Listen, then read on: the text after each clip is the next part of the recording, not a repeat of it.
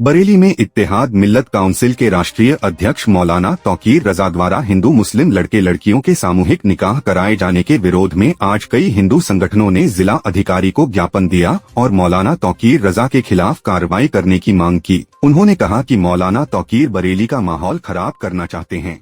इन पर पहले से मुकदमे दर्ज है। 21 जुलाई को होने वाले खलील हायर सेकेंडरी स्कूल में सामूहिक निकाह कार्यक्रम की परमिशन न दी जाए और बरेली का सौहार्द खराब करने वाले मौलाना के खिलाफ कड़ी कार्रवाई की जाए। बरेली के एसएसपी अनुराग आर्य ने इस प्रकार के किसी भी आयोजन को आयोजित न होने की सख्त हिदायत दी है।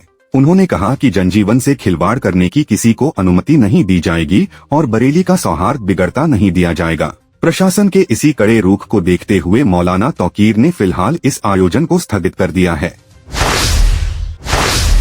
मुहर्रम के मद्देनजर ट्रैफिक पुलिस ने यात्रियों को दिक्कत न हो इसके लिए ट्रैफिक एडवाइजरी जारी की है। वाहनों के लिए कल सुबह 8 से लेकर रात के 12 बजे रूट डाइवर्ट किया गया है। झुमका तिराहे से मिनी बाईपास की तरफ समस्त वाहनों पर जाने से पाबंदी रहेगी। परसाखेड़ा औद्योगिक क्षेत्र के वाहन ट्यूलिया अंडरपास से आना जाना करेंगे। दिल्ली मुरादाबाद रामपुर की ओर से बरेली महानगर में प्रवेश करने वाले समस्त वाहन बिलवा पुल, इज्जतनगढ़ टेलापीर विलयधाम बैरियर 2 होकर महानगर में प्रवेश करेंगे। इसी तरह बरेली महानगर से दिल्ली, नैनीताल, पीलीभीत और शाहजहांपुर जाने वाले समस्त वाहन बिलवा पुल विलयधाम से होकर जा सकेंगे। इन्वर्टिस तिराहे से सैटेलाइट बस स्टेशन की तरफ समस्त वाहन प्रतिबंधित रहेंगे। इन्वर्टिस से विलयधाम बैरियर 2 होते हुए सैटेलाइट तक बसों व अन्य वाहनों का आवागमन रहेगा। बरेली के भमोरा में चपरासी से लेखपाल बनते ही युवक शादी करने से मुकर गया। इसके बाद लड़की पक्ष ने एसएसपी से इसकी शिकायत की तो दोनों पक्षों में मंदिर में शादी करने के लिए समझौता हो गया। सोमवार को लड़की वाले तय स्थान पर विवाह की तैयारी करके पहुंचे तो लड़का पक्ष बारात लेकर नहीं पहुंचा। काफी देर इंतजार करने के बाद पता किया गया तो मालूम हुआ कि लड़का पक्ष घर पर ताला लगाकर गायब हो गया है।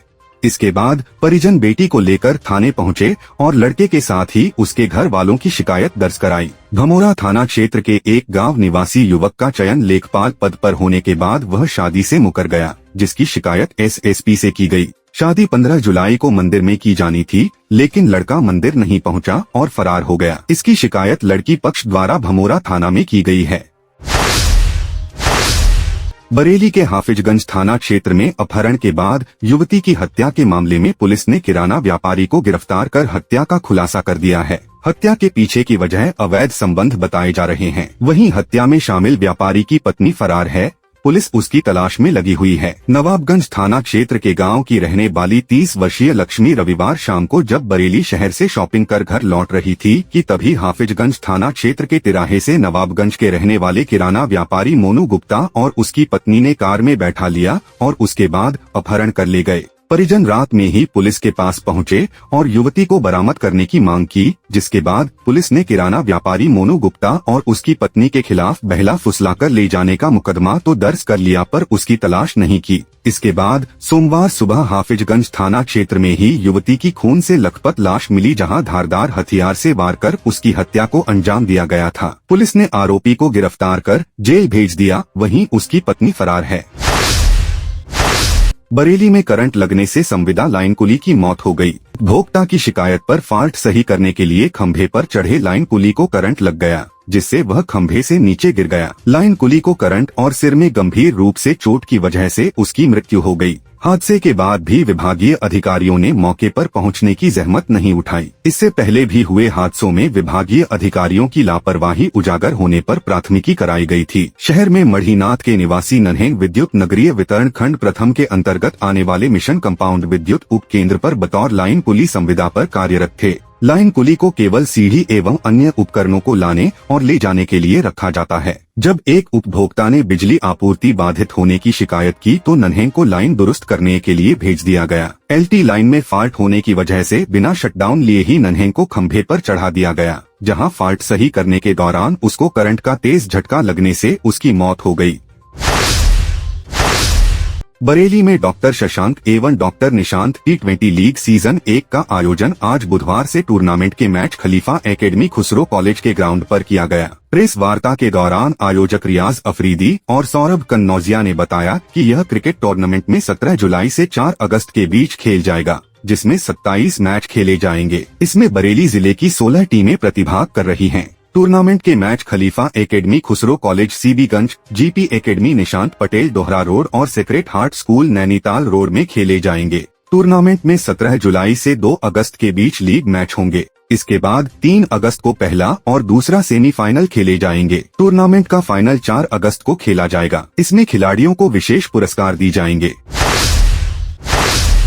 बरेली में समाजवादी पार्टी महिला सभा द्वारा कलेक्ट्रेट पहुंचकर प्रदर्शन कर बताया कि गरीबों से लेकर मध्यम वर्ग की रसोई पर महंगाई की चोट पड़ रही है, जिसको लेकर समाजवादी पार्टी बरेली महिला सभा ने कैंप कार्यालय में बैठक करने के बाद जिला अधिकारी को ज्ञापन देते हुए मांग पूरी न होने पर आंदोलन की चेतावनी दी है। महिला सभा की महिलाओं ने पहले कैंप कार्यालय ग्रीन पार्क में बैठक की, जिसमें जिला अध्यक्ष शांति सिंह ने बताया कि भाजपा शासन में महंगाई की मार सिर्फ गरीबों पर ही नहीं बल्कि मध्यम वर्ग पर भी भारी पड़ रही है, जिससे सब परेशान हैं और भाजपा आंख मूंद कर बैठी है। सभी की रसोई से आलू, प्याज और तुरई जैसी चीजें दिखनी मुश्किल हो रही हैं। हर तरफ महंगाई से त्राही त्राही मची हुई है। उन्होंने डीएम को ज्ञापन देते हुए चेतावनी दी है कि अगर भाजपा ने महंगाई पर अंकुश नहीं लगाया तो तमाम महिलाओं के साथ आंदोलन पर मजबूर होंगी। साथ ही इसकी सारी जिम्मेदारी मौजूदा सरकार की होगी।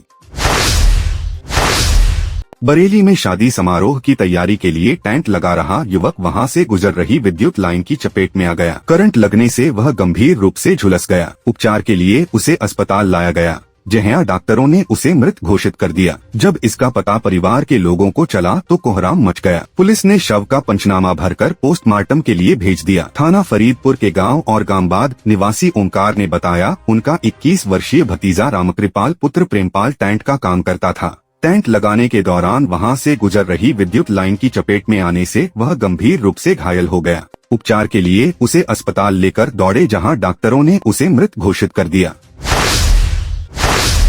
बरेली में दावत खाने के लिए जीने से चढ़कर छत पर जा रहे युवक का पैर फिसल गया और वह गंभीर रूप से घायल हो गया। उपचार के लिए उसे शहर के निजी अस्पताल में लाया गया, जहां डॉक्टरों ने उसे मृत घोषित कर दिया। जब इसका पता परिवार को चला तो कोहराम मच गया। थाना फरीदपुर के गांव धड़ूली निवासी सोहनपाल के परिवारजनों ने बताया कि गांव में दावत चल रही थी। इस दौरान सोहनपाल छत पर दावत खाने जा रहा था। अचानक जीने से उसका पैर फिसल गया, जिससे वह गिर गया और गंभीर रूप से घायल हो गया। उपचार के लिए उसे शहर के निजी अस्पताल में भर्ती कराया गया, जहां डॉक्टरों ने उसे मृत घोषित कर दिया। बरेली के आंवला रेलवे स्टेशन के पास बनवाई गई कान्हा गौशाला में सैकड़ों गायों को रखा जाता है और उनकी देखभाल की जाती है। इसी बीच कैबिनेट मंत्री धर्मपाल सिंह और कई अन्य नेता इस कान्हा गौशाला का कई बार निरीक्षण भी कर चुके हैं और इस कान्हा गौशाला को सर्वश्रेष्ठ गौशाला का तमगा भी दे चुके हैं। लेकिन वर्तमान में एक वीडियो सोशल मीडिया पर वायरल हो रहा है, जो कि कान्हा गौशाला की कुछ और ही कहानी बयां कर रहा है। वायरल वीडियो के बाद अंतर्राष्ट्रीय हिंदू परिषद जिला महामंत्री हिमांशु सोलंकी ने बताया कि कान्हा गौशाला में उन्होंने देखा तो एक गाय ऐसी थी जिसमें कीड़े पड़े हुए थे और उसकी कोई देखभाल नहीं थी। ताज्जुब तो इस बात का है कि इससे 2 दिन पहले कैबिनेट मंत्री धर्मपाल सिंह ने कान्हा गौशाला का निरीक्षण किया था, मगर उन्हें इस सच्चाई से रूबरू नहीं कराया कि इस गौशाला में गायों की दुर्दशा भी हो रही है और कैबिनेट मंत्री के द्वारा शाबाशी ले ली गई। सोचने वाली बात है कि खुद कान्हा गौशाला, जहां पर अक्सर अधिकारियों और नेताओं का निरीक्षण चलता रहता है, वहां पर इस प्रकार की अव्यवस्थाएं होंगी तो फिर बाकी गौशालाओं का क्या हाल होगा।